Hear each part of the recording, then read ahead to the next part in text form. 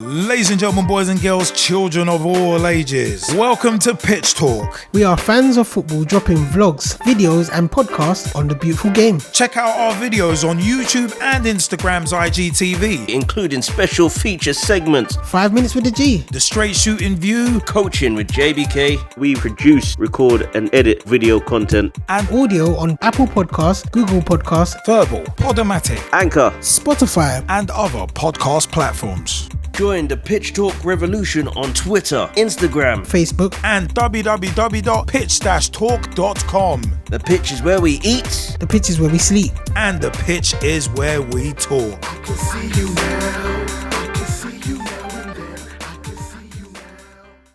Pitch Talk podcasts and videos are brought to you in association with LE Bikes. Begin your journey into electric bikes. Visit lebikes.co.uk.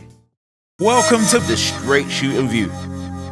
Hey everybody, what is up? My name is Straight Shootin LJA and welcome to part 2 of my review of the FIFA Netflix series FIFA Uncovered. And the episode is titled, And the Winner Is. So let's dive into the muck. So, episode 2 opening with Sepp Blatter wanting to unite the FIFA family, saying during the election they played with things that were allowed or not allowed, and talked about kicking and shirt pulling, which is cheating, and saying not tackling from behind as that's not allowed anymore, but he wants the unity of football to be upheld. So essentially Blatter admitted to using dirty tactics / cheating, or the dark arts as they're called by some, and in the same breath says about unity being upheld when he divided the voters to get elected in the first place. Yeah, harbingers of the future right there. Especially as he went on to talk about realizing the power he now had as FIFA president. Yeah, anyway.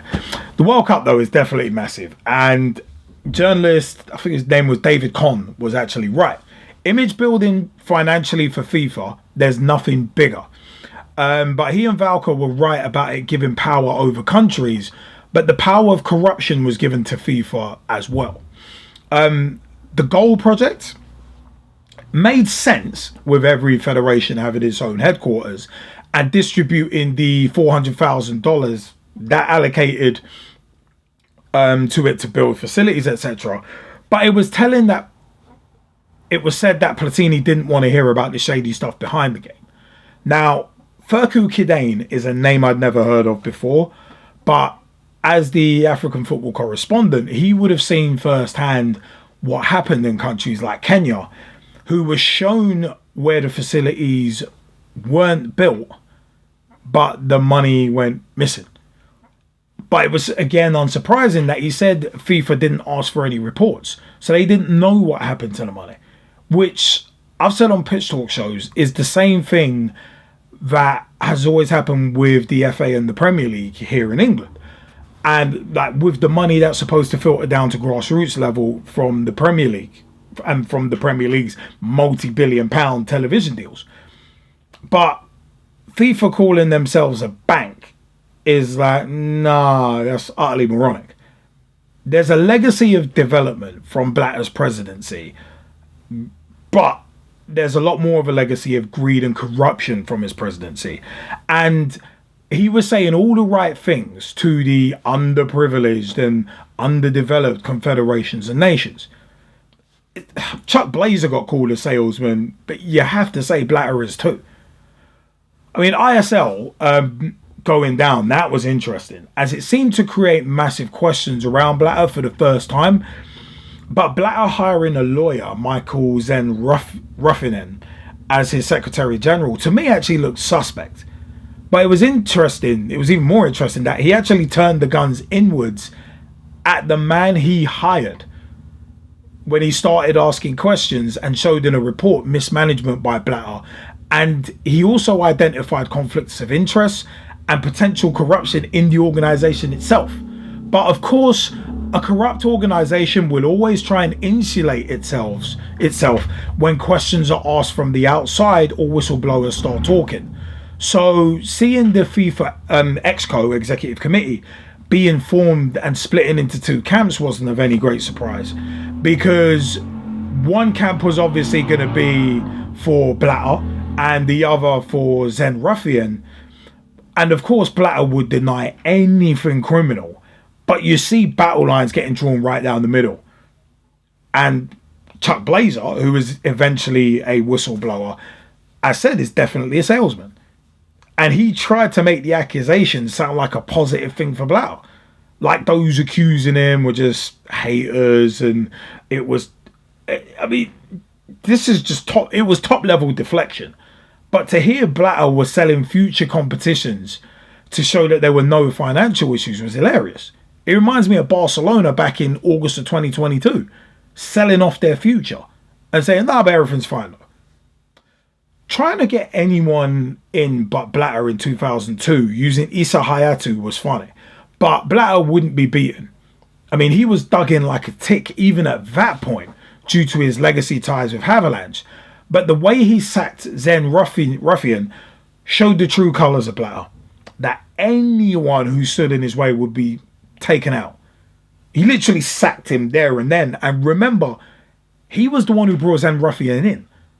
And in the current day interview, Blatter almost looked joyful that he got rid of him. But Zen Ruffian's last swipe was brilliant though. Yesterday, I was hoping for democracy. And unfortunately today, you members of the Congress, and thus on this podium, didn't get it.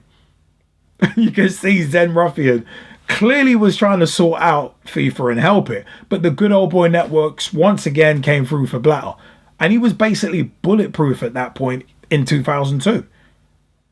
And if you can get rid of your second in command like that just because he challenged you and called you out on your wrongdoings, it does show how much power you wield and how much influence you really should not have. The Exco, though, being described about the executive committee being a group of power-hungry people willing to put a knife in each other's backs, sounded spot on. And Jack Warner was a massive politician, and through being Sepp Blatter's friend, Warner helped Trinidad and Tobago get into a position to qualify for the World Cup, which, again, was of no great surprise. You scratch my back, I'll scratch yours. And it was a feel-good story. But it was a shame it had the story of corruption behind it. I mean, fair enough, Trinidadian players like Sancho saw the dream. But with the qualification bonus being the area where the feeling got sticky, with Warner, that was interesting as well because it seemed to foreshadow issues down the road. And the deductions started rolling in and those players realised how corrupt Mr. Warner was after looking up to him almost as a god. I mean, Shaka, his lot must have been especially fuming at the $800 per player as a bonus for World Cup qualification, considering he'd been plying his trade in Europe for so long, where stuff is a lot more professionally done. But the Trinidadian FA settling for $1.3 million 8 years later and still knowing $15 million is unaccounted for must leave a real bitter taste in the mouth of that 2006 World Cup squad, even now in 2023, knowing that Warner pocketed the money. As said in my first part of this review, Blatter and Havilands latched on to apartheid ending, getting a World Cup to Africa, and Nelson Mandela being freed as PR manipulation, in my view, to deflect from the nefarious activities. And of course, Blatter took that opportunity later down the road, post-2002, when the World Cup was awarded to South Africa. I mean, Morocco never really had a chance to win the 2004 bidding for the 2010 World Cup, even though they rolled out the red carpet for Chuck Blazer and Warner and that. I feel because of the relationship with Havilands, Blatter and South Africa. Close shop. I did feel it was kind of odd, though, to have Chuck Blazer's ex-partner on the documentary, but I guess they couldn't obviously get Chuck because he's deceased.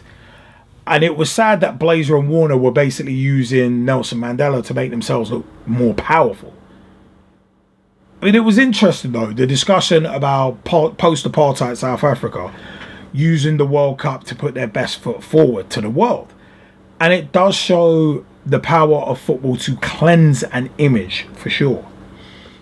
I mean, the opium analogy was interesting from Blatter's African advisor. As opium's effects wear off and you realize the pain you're in, it's a temporary fix, and you always have to ask what happens next.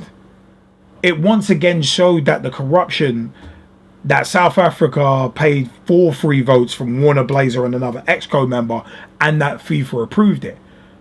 But it again started getting shady when you hear $10 million was supposed to go to Warner, and Blazer was supposed to get $1 million, and the money's gone missing.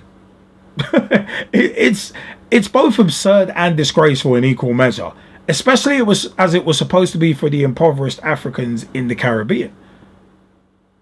The comments, though, about bribery from Francis Gaifo were more evidence of how absolute corruption can corrupt absolutely, especially when he said South Africa deserved the World Cup based on the merit of their bid. I mean, for me, that shows to me that FIFA encourages corruption, and the irony of having Haviland saying to Blatter that he'd created a monster after South Africa got the World Cup is hilarious. It's like, it's too late, mate. You created a monster 30, 40 years before. And a lack of accountability has always been an issue with FIFA. But when you combine money, power, and an attitude of being untouchable, it's a dangerous combo. Doing both World Cup bids at the same time, 2018 and 2022, everyone could see a mile away that it was going to encourage corruption, as it encouraged collusion. As I've said on numerous Straight Shootin View episodes, and we talked about this on Pitch Talk live shows at the time, before and after. Because if you can be in one but not the other, and vote in the one that you're not in, you're encouraging deals to be made. For example, vote for me in 2018 and I'll vote for you in 2022. And whatever we do, we vote against England. Only 22 ExCo members instead of 2024 being there was bad enough. But it looks sinister when you find out the reason why the Tahitian and Nigerian ExCo members weren't allowed to vote. And it's because they allegedly tried to sell their votes. Which is, again, moronically ironic considering how Blatter got into power when he beat Lennart Johansson. And when you also factor in South Africa and the money they paid Warner and Blazer. It's like, what, penalised once, not every time. Putting the two World Cups together was always a bad idea. But Blatter coming out and saying it was bad right before it was stupid. I mean, Russia not having the right roads and transport infrastructure for a World Cup should have been enough to disqualify them.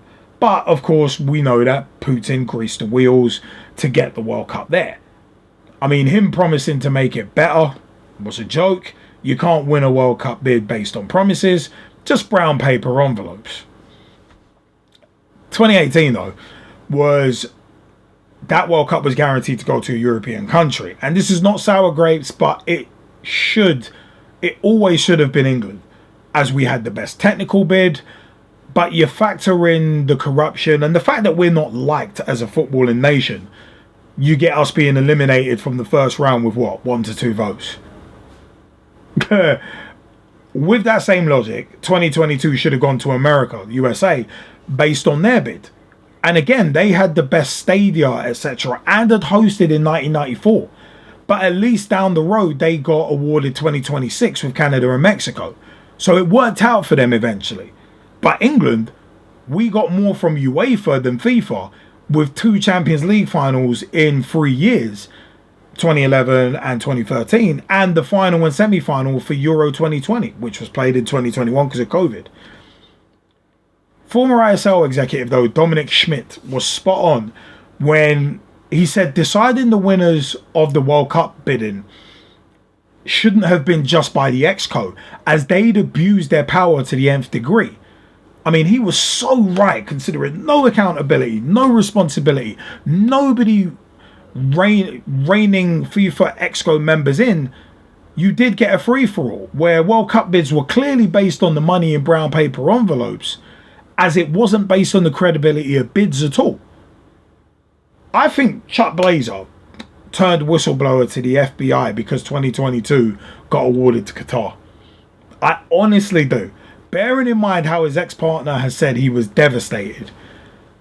I still remember, actually, where I was when hearing news of that announcement. It was a cold December day in 2010, and I was actually going to do some filming in Shoreditch. And I was apoplectic when I heard the news. And we had a pitch talk show on the Monday after, and I was still fuming then. And it was, oh man. But you know what? I want to know your views. What were your feelings on the 2018-2022 World Cup Awards? How corrupt and murky was that? And also, as well, Sepp Blatter wanted to unite the FIFA family, even though he divided it with his ascension to power. What do you think about episode 2 of FIFA Uncovered, the Netflix series? I thought it was a very interesting episode, and of course is building up very nicely to what's to come as well. But Chuck Blazer as well. Did you think it was a bit odd having his ex-wife on the show, or was it important context to have her on? Obviously with Chuck Blazer being deceased. And do you think that Chuck Blazer only turned whistleblower because Qatar got the 2022 World Cup instead of the USA? Do you think England should have got the 2018 World Cup and the USA should have got 2022 instead of 2026 with Canada and Mexico? A few interesting questions there. And how much does corruption have to do with both of those not getting them? But you know what? I have been Straight Shootin LJA, and I want to know your views. www.pitch-talk.com is the official website. At Pitch Talk on Twitter. Tweet with us, follow us, see what we're up to. Facebook.com/Pitch Talk. Become a fan, become a member of the group. Join the footballing revolution we are working so hard to create. YouTube.com/Pitch Talk for all of our videos. Also, Amazon Music, Spotify, Apple Podcasts, so many other places where you can catch the Pitch Talk podcasts, as well as catching them on our website as well. We're at Pitch Talk on Instagram, we're at Pitch Talk on Reddit, we're also at Pitch Talk on TikTok as well. Instagram and TikTok is where you can catch vlog and also podcast previews as well, so preview materials and much more stuff as well. Here's one of them ones, man. Episode 2 of FIFA Uncovered. A very interesting watch. And as I said, you can see them slowly building towards episode 3 and episode 4. So, 2 down, 2 more to go. I will see you next time for episode 2 of my FIFA Uncovered review. Take care, peeps. Join the Pitch Talk revolution. Check out the official Pitch Talk website. www.pitch-talk.com. Ladies and gentlemen, boys and girls, children of all ages, welcome to Pitch Talk. We are fans of football dropping vlogs, videos and podcasts on the beautiful game. Check out our videos on YouTube and Instagram's IGTV, Including special feature segments. 5 minutes with the G. the Straight Shootin View, Coaching with JBK. We produce, record and edit video content. and Audio on Apple Podcasts, Google Podcasts, Verbal, Podomatic, Anchor. Spotify. and other podcast platforms. Join the Pitch Talk revolution on Twitter, Instagram. Facebook. And www.pitch-talk.com. The pitch is where we eat. The pitch is where we sleep. And the pitch is where we talk. I can see you now.